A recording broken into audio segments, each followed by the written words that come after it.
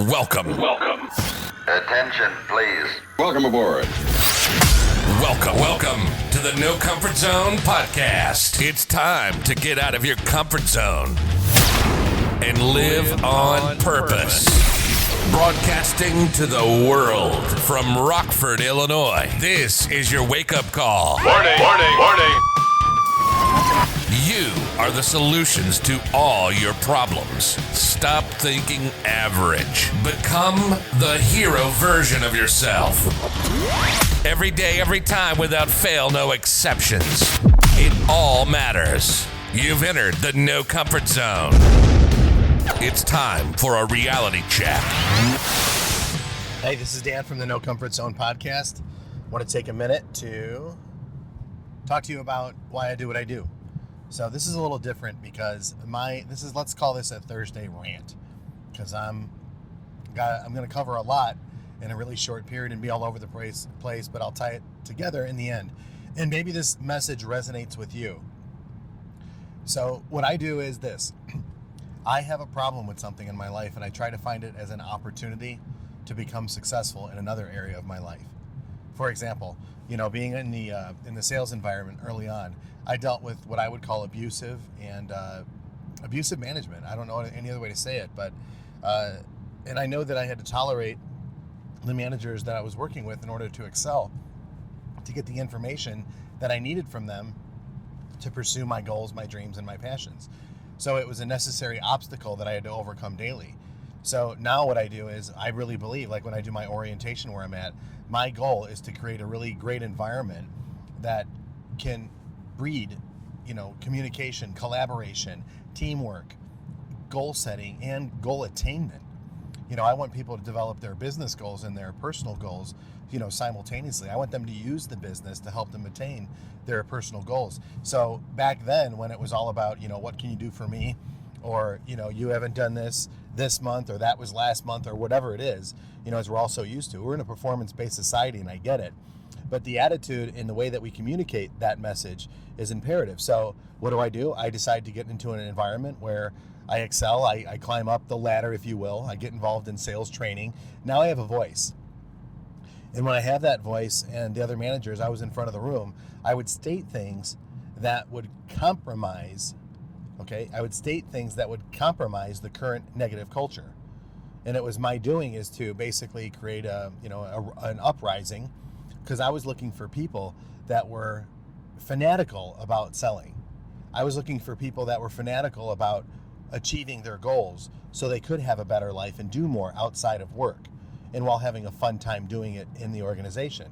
That was really important to me. That was something that I worked hard on, long on, and I didn't even realize that I was doing it until the other managers started to disappear and go away. So that's one of the things I wanted to talk about, was how do you create a winning culture? You're going to have to tolerate certain things. You're going to have to learn how to deal with adversity. You can't just quit. And then when you get a chance, when you have enough clout, and when you're in front of that room, this is where you make minor claims about major things. Like, for example, wouldn't it be great if we had more management involvement in the deal? And now that I'm a manager, I'm going to help and support you to get involved in that. So bring all of your challenges and problems to me. Bring all of the customers that you're having a hard time with to me, so that we can work on it together. And that was great. How do we drive more traffic? Well, you know what? If you're on my team, and let's say we had 4 different teams, if you're on my teams, we're going to meet up here and we're going to come up with a plan on how you can use this challenge to get the opportunities you want so that you can have a better life outside of work. Well, how do you do that? What's up with that? Well, then my team in the room, we would actually go over and we would train over opportunities that everyone else was overlooking. And then we would just go towards those opportunities. And it worked out really well for me. I created a name for myself. But the proof is in the pudding when it comes to results in this business. And I ended up getting pretty good results. And the next thing you know, the other management teams were going. Everybody was basically getting out of my way, for lack of a better term. I don't know how to say it any other way. And then I became I stepped up in the training world, and I became a national trainer. And then I was actually training in the United States and Canada. All because I wouldn't tolerate, the way the managers were treating with me. So what I did was I just got along as long as I could. And when I had a chance, I spoke up. And then I was able to change the culture. Hope that makes sense. So it's not about me climbing the corporate ladder. It's how do I get what I want? And as a manager, how do I train my people so that they can have fun at their job and I can create a really great environment where people actually want to come to work and they go to work because maybe their problems are too big on the outside. You know, it's safe to say that you have 30% of your employees are going through something major right now. 30%. Now, which ones? You don't know unless you check in with them. You don't know unless you actually do a one-on-one with them and say, you know, how's it going? Stop for a minute. You're not too busy, and just check in, especially if you're the top leader. Check in with your people. And why that's important is because you can really uncover a lot of great problems that are going on, and you very well might have the solution in front of you, and it's that employee that's giving you the opportunity to say, hey, here's the problem that I'm facing. You ask them how they would fix it or what would be a good idea. That they're brilliant. If they're there and they care, brilliant. You can come up with some great ideas together, and then it's your job as leader to implement those. So that's one thing. And the other thing is, you know, as an organization begins to grow, and why I'm talking about organizations right now is because that's what I'm dealing with right now. I'm still trying to change the culture in my organization, and it's going on a long time. And the reason why want to change the culture is because I just believe there's so much more.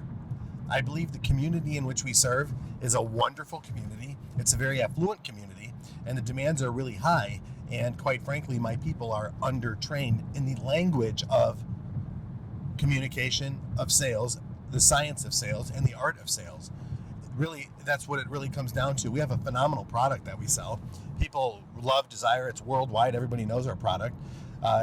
And we have a very enthusiastic customer base. So it's really time to implement the culture that I'm trying to get, because I know what's going to happen is basically our process, the culture, and our product, it's going to blow up. It's just taking way longer than I thought. And then you think about this too. It's like, why am I talking about this podcast and this? People have told me a number of times what makes you tick. And that's what makes me tick, is dealing with the adversity and the problems that I faced when it was really tough for me, when there was literally, I'm a salesperson making great money, but there's no food in the refrigerator because I didn't know how to manage my money. I didn't know how to manage my client base. I didn't know how to manage my time. And you might have the gift of gab, but if you don't have those other things, you're going to go broke. You have to have a respect for money, and you have to understand money, and you have to understand time, and you have to understand organization and acquiring customer base, and all these things together wrap up, and you could become a phenomenally successful person. And then it's vocabulary, and vocabulary is relatively easy to train on. It's the mindsets that's the hard part, and that's what I focus on. But people are like, why do you do what you do? Why are you trying to help people get through adversity? Well, because during that time period when I was going through when I was dealing with those managers, I was going through some major adversity. One, I'm making money, but I'm broke. That's a problem. I wish somebody would have pulled me aside and said, Dan, you need to watch your spending, but nobody really cared enough about that. Nobody said that, hey, Dan, you need to put your wife in check because you're spending everything you're making. How do you make that much money and then not have anything to show for it? It's terrible. And having a one-on-one session with one of my managers who actually cared is a really good way to turn your life around. But if nobody's checking in on their people, or if nobody checked in on me, I just kept dealing with the same problem over and over again. And then there's a school of thought, you guys might be listening out there and saying, well, that's good that your people are in debt. Yeah, no, are you looking to keep them in a prison of debt, or are you looking them to be successful? I want my people to be successful. I want my people to be champions, where they're set, secure, and they do what they do because they love doing it, not because they have to do it. And for a long time, I had to do it. And now I have a new understanding, and I have a better relationship with money, time, and time management, and it's working better for me. But now that I have these experiences, people are like, Dan, you should do sales training. It's not my intention to do sales training. I want to help people do problem solving. I want them to go for their goals. And if sales training is one of those things, that's what I want to do. But I feel it's a conflict in what I'm currently doing, because I manage a sales organization and I manage a lot of people, and I'm very loyal and responsible to them. What I'm doing on this podcast, is my passion. And people have told me time and time again that I should do this, and I should become a motivational speaker. I should be an inspirational speaker. And I should tell my stories of adversity.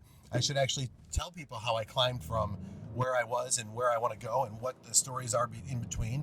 I've had people that I don't even know ask me who I am and what do I do.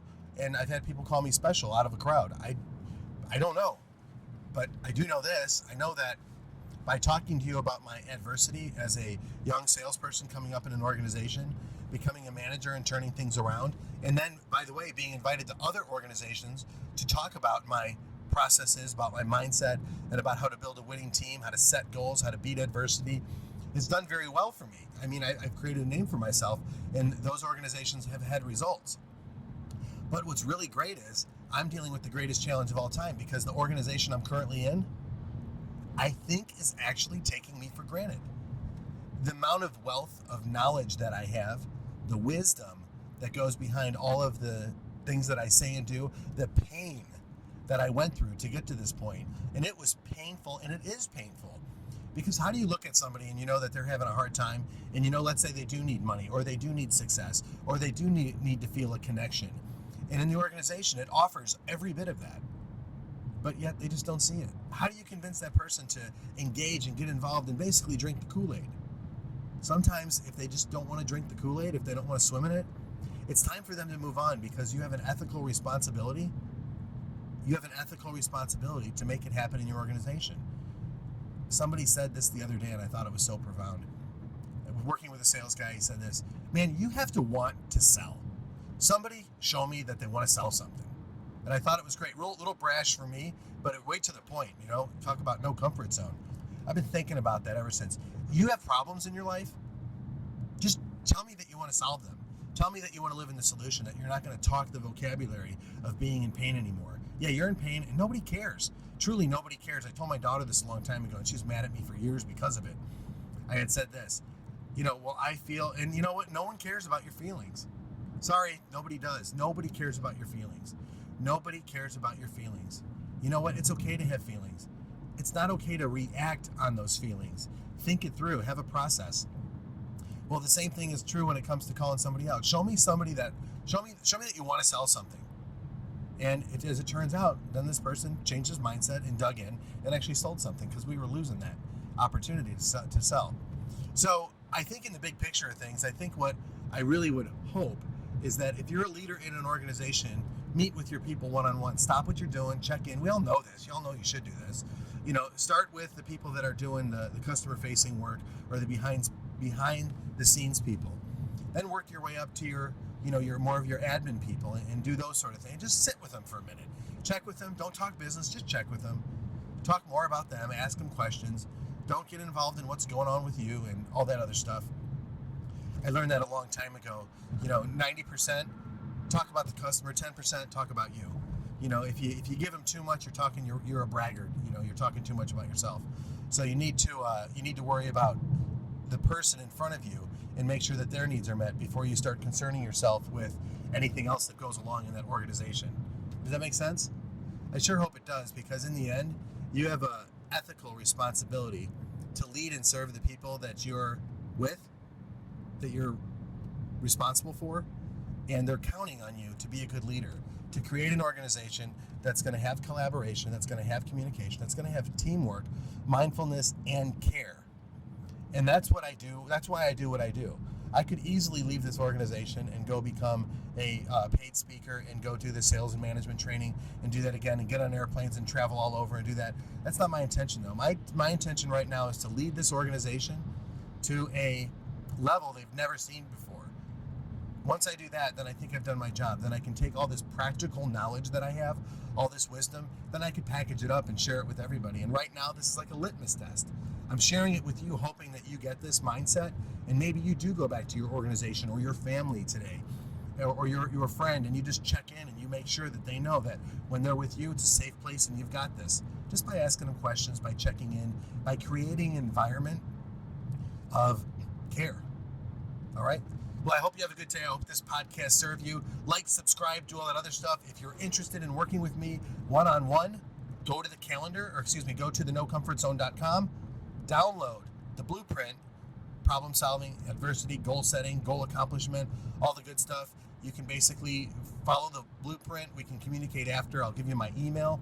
And what we can do is we can work together so we can start getting through the adversity and working towards your goals, whether it's for your entire organization, whether it's for you personally, or whether it's for a friend that's having a down and out time right now. I think that I can help with this blueprint because I've helped myself and I've helped many other people. Thanks, and I hope you have a fantastic day. Say goodbye. Want more of the No Comfort Zone? You can follow Dan on Instagram and Twitter at NoComfortZone1. Bye. Or on the web at thenocomfortzone.com. Bye-bye. Bye-bye. Thanks for listening to the No Comfort Zone podcast.